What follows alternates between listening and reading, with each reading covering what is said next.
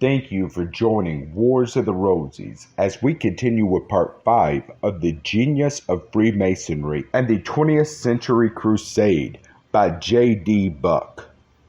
The genius of Freemasonry. By the term genius is meant the concept or idea embodied, the method proposed, and the results attained in realizing that idea. This means the realizing of a living truth. In Masonic language, this is the creation, constitute and create, of a master according to the designs upon the trestle board. A genius is a living embodiment of a concrete form. We read of the genius of Greece or of Athens or of the Roman people. It is a composite picture showed with life and is at once a potency, an idea, and a realization. In order to comprehend the genius of Freemasonry, we must know a good deal about man and the meaning of the work of the lodge, or the process and logical results of initiation. If comparatively few Masons actually realize these results, that is solely their own fault and also their misfortune.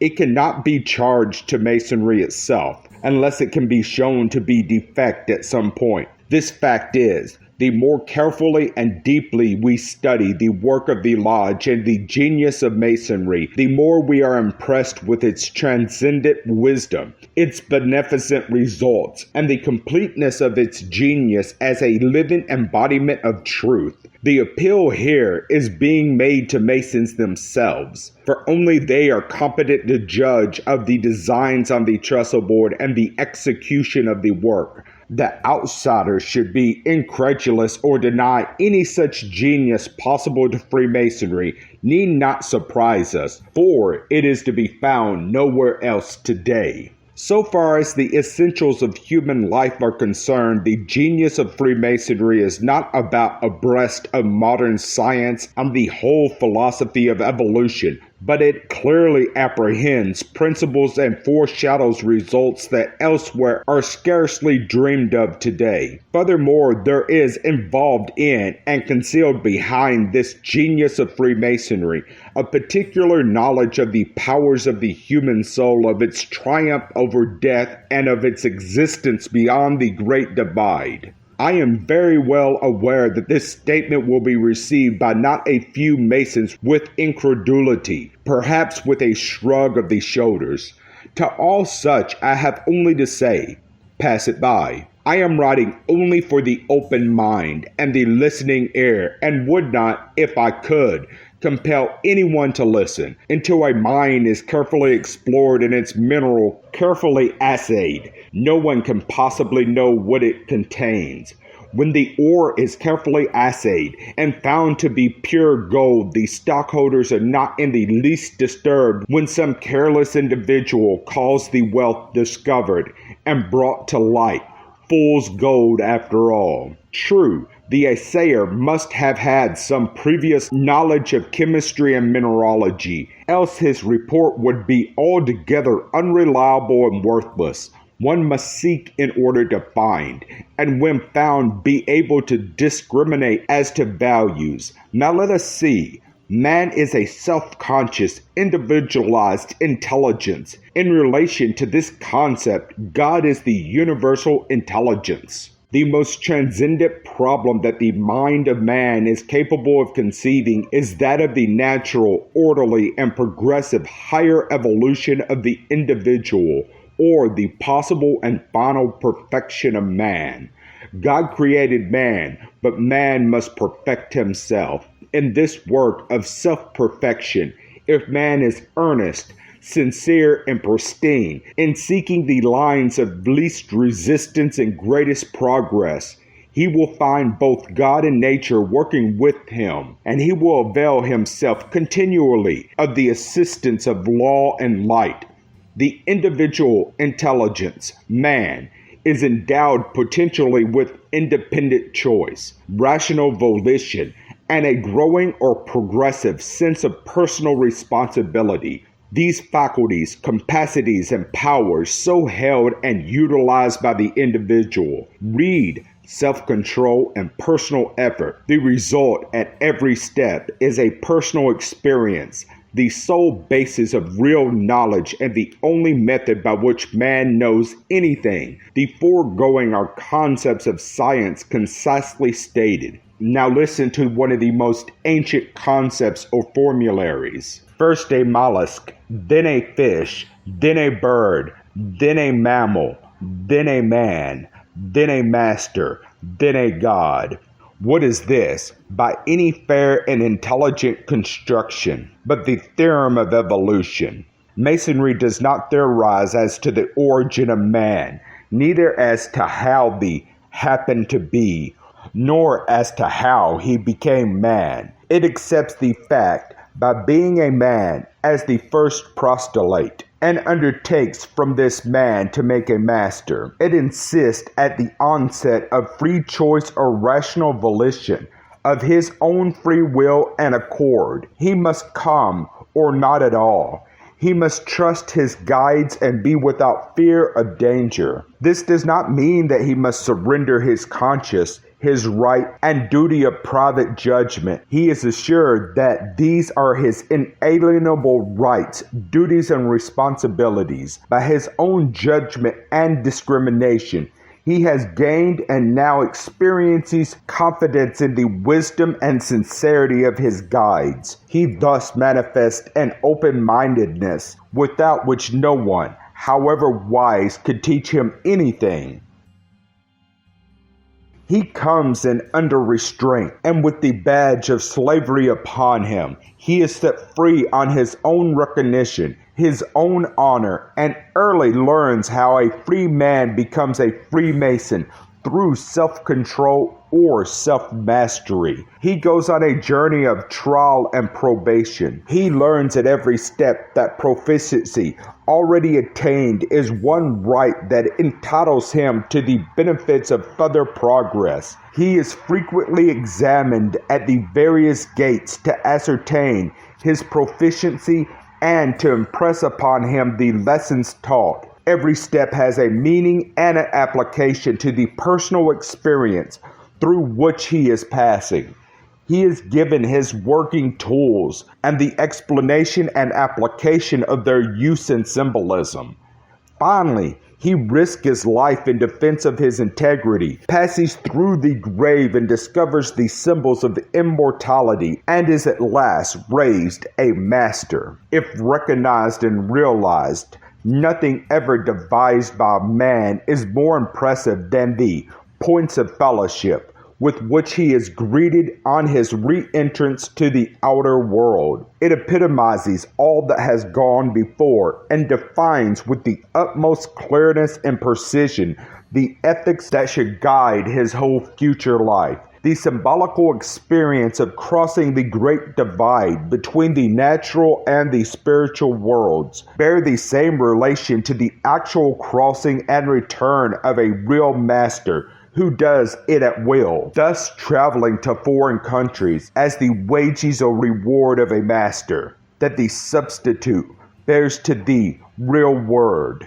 The whole final ceremony of the Master Mason degree is a symbol and a substitute for that real initiation, which enables the man to become first a master and then a god in the Platonic sense, so that of the greater mysteries. Now, this brief and fragmentary outline is designed to illustrate the genius of Freemasonry. It is based strictly upon the science of human evolution. It recognizes every essential principle involved therein. It is a trial balance to the ethical account of the individual's experience, a guidebook of the normal journey of the human soul, an object lesson from beginning to end, a complete symbol of the journey from man to master and from master to God. The candidate is impressed very clearly with the idea that it can be done in no other way but that of all brothers who have gone this way. Here is neither creed nor dogma, blindly to be accepted and followed, nor is there demanded any surrender of consciousness nor of free will and choice. Here is rather a law discovered, accurately formulated, demonstrated over and over again by personal experience. It is then freely given to all prepared to receive it with intelligence in the right spirit, and it is given without the hope of fee or reward. The genius of Freemasonry is the complete theorem of human life, the real genius of individual evolution. When intellectually apprehended, it puts all doubt and uncertainty at rest regarding the meaning of life, the existence and capacities of the human soul, the secret of and triumph over death, and the continual progressive evolution of man, provided man conforms to the clearly revealed laws of his being. Doubt, uncertainty, fear, and bewilderment are banished forever. The consciousness of these great truths fills the soul with courage and reduces the trials and sorrows of life to the temporary incidents or inconveniences of a day's journey. There come, moreover, an uplift, an enthusiasm, a confidence divested of all pride and self-conceit, a sense of gratitude akin to tears. But they are tears of joy and thankfulness at being permitted to know the truth that sets man free, and to engage in the service that puts man in harmony with nature and draws him nearer and continually nearer to God. It gives him fellowship, however humble, with the real princes of the human race, those perfect and sublime masters who were equally ready to lay down their lives for their fellow men or live in the face of ridicule, contentment, imprisonment, or submit to torture in order to uplift the fallen, cheer the brokenhearted, or preach the gospel of the Beatitudes to the poor. Here lie the only real possessions of man, and besides them, wealth, fame, power, and the applause of men are but the rubbish of that other temple not made by hands, eternal in the heavens. The ruffians may indeed destroy the body and be left to their own imprecations. The genius of Freemasonry is indeed the strong grip of the lion's paw, in which is focused the strong will of man, and which has the power to rise the fallen to the living perpendicular of uprightness, light, love, and eternal progress. The nature, the life, the mission, and the teachings of Jesus made the man first master and then God. He came thus to reveal the Father that was in him, and that is latent and waiting to be revealed in all men.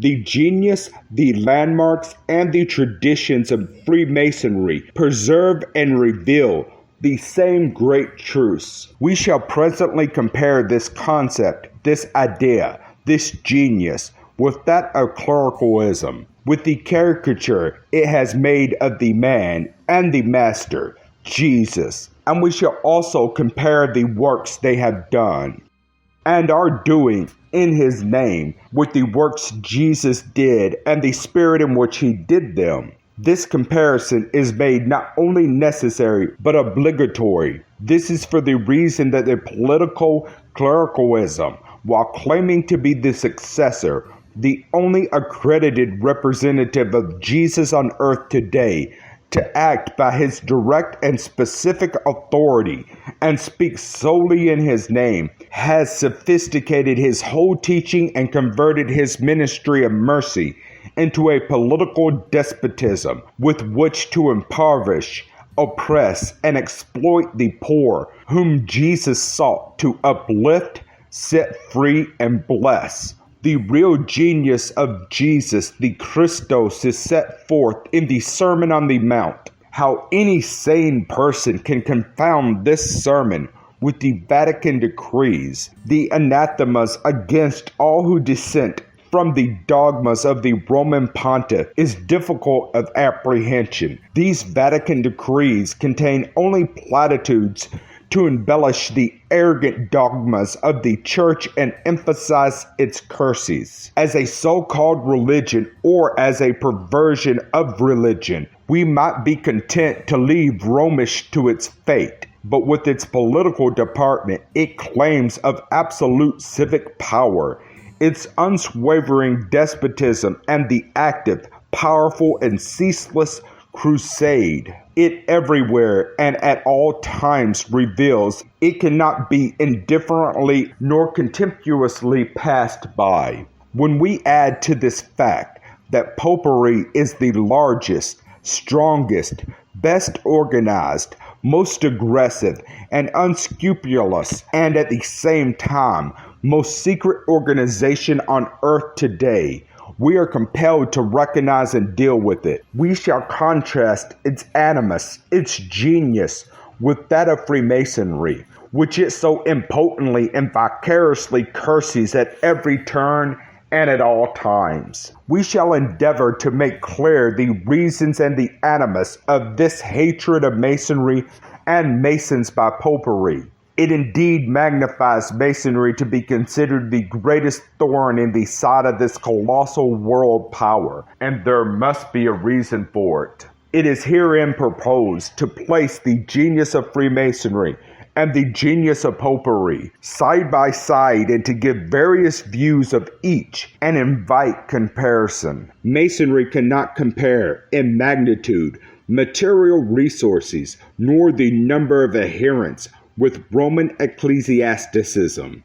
And yet we are proud to note the admission, see the New World quoted elsewhere, that the release of the people in France and elsewhere in Europe from the power of the Vatican is directly traceable to its, Masonry's, diabolical influence.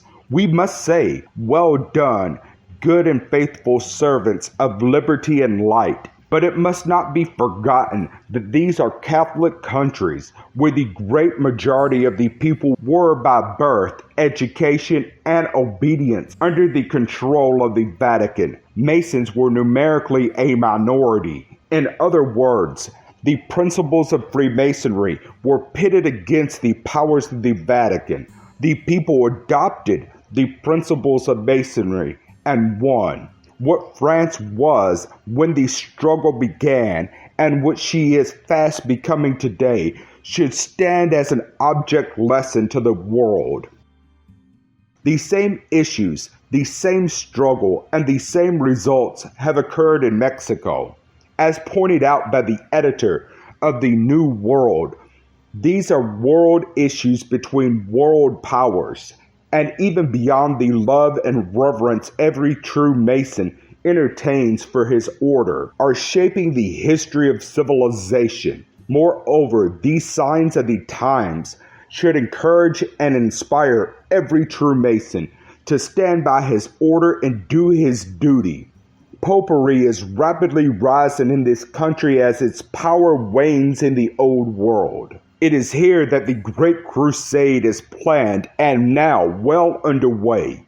It is here and now that the opportunity is presented for Masonry to do what it has done for freedom in Europe and to maintain, continue, and perpetuate what Masonry did at the foundation of this government. It is thus that the genius of Freemasonry bears aloft the light and is the herald of freedom in the dawn of the 20th century. It accepts the challenge of clericalism in the Great Crusade and will bear aloft the lights of the lodge when the pomp and all the panoply of clerical Rome are unearthed by some future traveler from its catacombs. Truth crushed to earth shall rise again. The eternal years of God are hers. But ere wounded thrives in chains and dies amid her worshippers. No greater work was ever done for man since the man of Nazareth began his mission than is now presented as an opportunity to the Freemasons of America. They alone are fully equipped for this great work. As we have endeavored herein to show, this work will indeed be for the good of the order, as it will be for the love and the benefit of man. Clericalism seeks to build itself up at any and every cost to humanity, anything and everything for Mother Church, and the end justifies the means. Masonry seeks everywhere at all times to benefit man and to build up society, and it bestows its benefits at any risk or cost to itself. Masons have been slandered, reviled, ostracized, persecuted, murdered whenever and wherever clericalism has been in power. It may retire for a season when persecution holds sway or the Inquisition has political power, but it can never die. Its genius is unconquerable because it is immortal. It was conceived in love, allied with truth, and bears aloft the light of civilization. Thank you for watching, and please don't forget to share, like, subscribe, and comment. And if you can, please consider donating to Wars of the Rosies. Links to PayPal and Patreon are in the description. Thank you so very much.